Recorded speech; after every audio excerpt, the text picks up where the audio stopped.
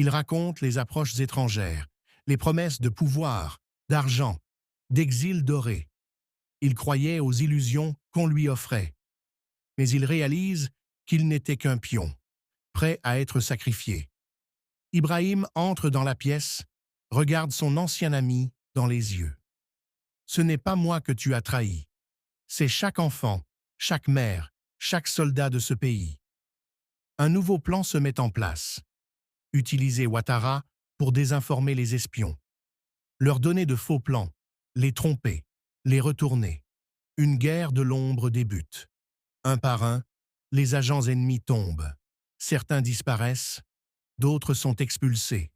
Le Burkina Faso n'est plus la proie. Il est devenu le chasseur. Puis arrive l'occasion rêvée. L'un des agents, un faux conseiller agricole nommé Reed, demande à revoir Ouattara dans une planque en dehors de la capitale. Il est pressé. Il veut passer à la prochaine phase. Ibrahim comprend. C'est maintenant qu'ils veulent frapper. Ouattara est équipé d'un micro et d'un traceur. Il entre dans la maison, tend un dossier factice. Reed s'approche. Il est temps d'éliminer le président, avant les élections. Dehors, Ibrahim écoute. Il ordonne l'intervention. En quelques secondes, les soldats surgissent. Reed et son complice sont arrêtés. « Vous êtes diplomate ?» dit Zongo. « Pas cette nuit. » L'affaire éclate dans la presse. Les ambassades se murent dans le silence. Le monde découvre que le Burkina Faso a déjoué un complot. Dans les rues, le peuple célèbre, les radios grésillent, les femmes dansent, les anciens prient. Ibrahim Traoré est devenu un symbole de résistance. Ce soir-là, sur le toit du palais de Kossiam, Ibrahim contemple la ville. Pas de triomphe dans son regard, juste de la détermination. Il prononce un discours sobre plus puissant. « Je suis votre frère, votre soldat. Jamais je ne vendrai ce pays. Le Burkina Faso appartient à son peuple. Et tant que je vivrai, il restera libre. » La foule exulte. Et sous les étoiles, alors que Zongo lui dit « Ils reviendront », Ibrahim répond doucement « Alors, nous serons prêts. » La nuit tombait sur Ouagadougou avec une étrange lourdeur. Le silence, pesant et inhabituel, enveloppait la capitale comme une couverture trop serrée. Dans son palais présidentiel, Ibrahim Traoré fixait l'horizon à travers la vitre. Le vent chaud balayait la poussière rouge de la terre, mais c'était autre chose qu'il sentait dans l'air, quelque chose d'insidieux. Depuis des semaines, les fuites se multipliaient. Des plans militaires étaient révélés. Des réunions confidentielles devenaient des rumeurs publiques. L'ennemi connaissait trop de choses. Ce n'était pas un hasard, il en était sûr. Un traître se cachait parmi les siens. Ibrahim avait libéré le Burkina Faso du joug des puissances étrangères. Il avait ordonné le départ des troupes étrangères, récupéré les ressources nationales et redonné au pays sa souveraineté. Mais les puissances d'hier n'avaient pas abandonné. Si elles ne pouvaient pas contrôler par la force, elles tenteraient de le faire par la ruse. Et elles avaient commencé à tisser leur toile d'espions. Un soir, un jeune capitaine du nom de Naba Zongo remonta une piste inquiétante. En mission, dans le nord du pays, il intercepta un message codé, dissimulé, dans un banal rapport agricole. Ce n'était pas une simple note sur les récoltes, c'était un message stratégique. Il contenait des cartes, des noms, des informations réservées au cercle le plus restreint du président. Ibrahim convoqua aussitôt une réunion d'urgence à minuit. Aucun téléphone autorisé, aucun contact extérieur. Autour de la table, uniquement ses plus fidèles collaborateurs. Le capitaine Zongo étala les preuves. Un nom apparaissait, comme une tache sur un drap blanc. Le colonel Désiré Ouattara, un vieil ami, un frère d'armes, l'un des plus proches conseillers du président. Le choc fut immense. Ouattara connaissait chaque secret de la défense nationale. Il était présent à toutes les décisions stratégiques. Comment un tel homme avait-il pu trahir? Ibrahim ne laissa rien paraître. Il ordonna « On ne l'arrête pas, pas encore, on l'observe, on suit le serpent jusqu'à son nid. » Commence alors une période étouffante. Ibrahim maintient son emploi du temps public, garde son calme en apparence, serre des mains, prononce des discours. Mais chaque regard, chaque geste de Ouattara est analysé. Derrière les rideaux, Zongo et son équipe l'espionnent. Ils posent des micros, suivent ses déplacements, surveillent ses rendez-vous. La vérité éclate rapidement. Ouattara quitte le palais la nuit, seul, à bord d'une voiture banalisée. À chaque fois, il se rend dans une maison discrète près de l'ambassade de France. Une planque, un repère d'espion, une caméra cachée filme l'inimaginable. Le colonel échange des documents contre une valise noire face à deux étrangers, l'un américain, l'autre européen. Ibrahim regarde la vidéo en silence. Ce n'est plus un doute, c'est une trahison. Dans cette valise, des dollars, des outils d'espionnage, une clé USB. Sur le visage d'Ibrahim, pas de colère, juste une décision. Il décroche son téléphone. « C'est l'heure », dit-il à Zongo. Le piège est tendu. Le lendemain, Ouattara est convoqué dans une salle au sommet du ministère de la Défense. Il entre, confiant. Mais cette fois, pas de sourire. 10 soldats l'attendent. Ibrahim aussi. « Tu étais mon frère », lance-t-il. Pourquoi? Le colonel reste muet. Alors Zongo ouvre la valise. Le silence devient plomb. Ouattara est conduit dans une cellule souterraine.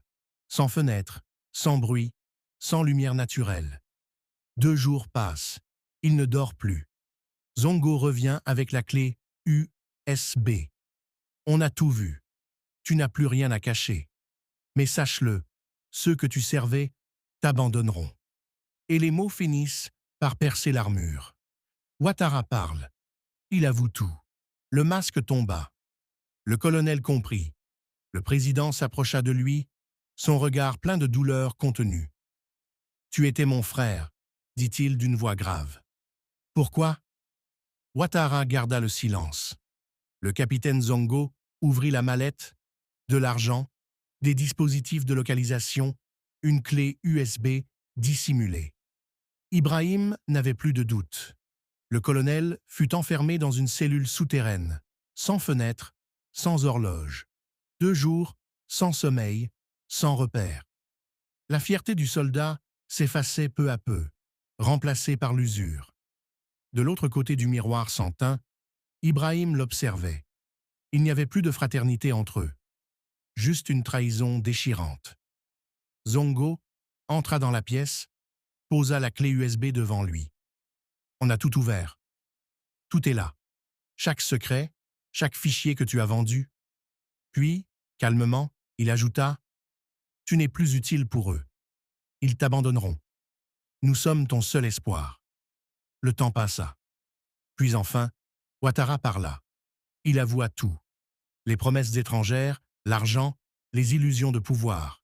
Il lui avait promis une vie de luxe à Paris, un poste prestigieux à l'ONU. Mais ce qu'il voulait vraiment, c'était reprendre le contrôle du Burkina Faso. Il avait été naïf. Le président entra à son tour. Il s'assit face à l'homme brisé et dit « Ce n'est pas moi que tu as trahi. Ce sont les enfants des campagnes, les veuves de guerre, les soldats. Tu as vendu leur avenir. » Ouattara baissa les yeux.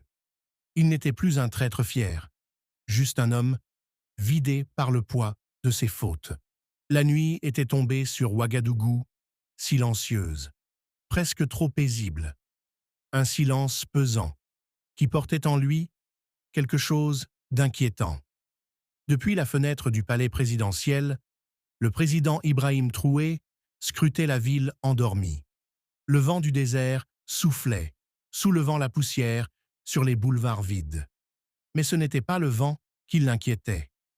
Il sentait dans l'air un danger invisible, une tension sourde. Depuis plusieurs semaines, des événements étranges troublaient la présidence. Des plans militaires confidentiels avaient fuité. Des réunions secrètes semblaient connues à l'avance par des forces étrangères. Les ennemis du pays agissaient avec une précision qui ne pouvait pas venir du hasard. Quelqu'un, quelque part, trahissait. Le président Ibrahim n'avait pas de doute.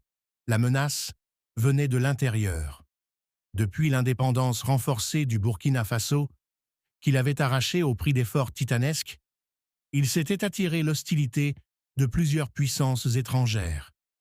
Il avait expulsé les troupes étrangères, récupéré les richesses minières du pays et rétabli la souveraineté nationale. Cela n'avait pas plu aux grandes puissances. Et lorsqu'ils ne pouvaient plus contrôler de l'extérieur, ils infiltraient de l'intérieur. C'est ce que montrait le message reçu un soir par un jeune capitaine loyal, Naba Zongo. Ce dernier, en mission dans le nord du pays, avait intercepté un signal radio suspect, dissimulé dans un banal rapport agricole. Mais derrière ce rapport se cachaient des cartes, des noms et des détails classés top secret. Le président convoqua alors une réunion d'urgence, dans la plus grande discrétion, à minuit. Aucun téléphone autorisé, aucun contact avec l'extérieur. Seuls les membres de son cercle, le plus restreint, y étaient conviés. Sur la table, le capitaine Zongo posa les documents interceptés, et parmi eux, un nom choqua tout le monde. Le traître était identifié. Le colonel Désiré Ouattara, ancien compagnon de guerre du président, ami fidèle en apparence, homme respecté et influent au sein du Conseil de sécurité. Le silence s'abattit sur la pièce. Aucun mot, aucune réaction. Seule la voix froide d'Ibrahim brisa ce silence. On ne l'arrête pas encore. On l'observe, on le suit. Il savait qu'un serpent démasqué trop tôt pouvait mordre encore. Mieux valait le suivre jusqu'à son repère. Ainsi commença une traque discrète. Pendant que le président poursuivait ses apparitions publiques avec calme, serrant des mains, prononçant des discours, il surveillait, en coulisses, chaque geste du colonel. Le colonel Ouattara ne laissait rien transparaître, toujours souriant, toujours serein. Mais l'équipe secrète, menée par le capitaine Zongo, ne relâchait pas la surveillance. Il suivait ses déplacements, écoutait ses communications et collectait des preuves. Ce qu'ils découvrirent dépassa leurs craintes. À plusieurs reprises, Ouattara quitta discrètement le palais, seul, à bord d'une voiture noire. Toujours vers la même destination, une maison anonyme près de l'ambassade de France. De l'extérieur, elle semblait inhabitée. Mais les services secrets du président savaient. C'était un point de contact pour les espions étrangers. Une caméra miniature fut installée discrètement en face, et une nuit, la vérité fut filmée. Ouattara entra dans la maison et y retrouva deux hommes en costume, l'un américain, l'autre européen. Ils lui remirent une mallette noire.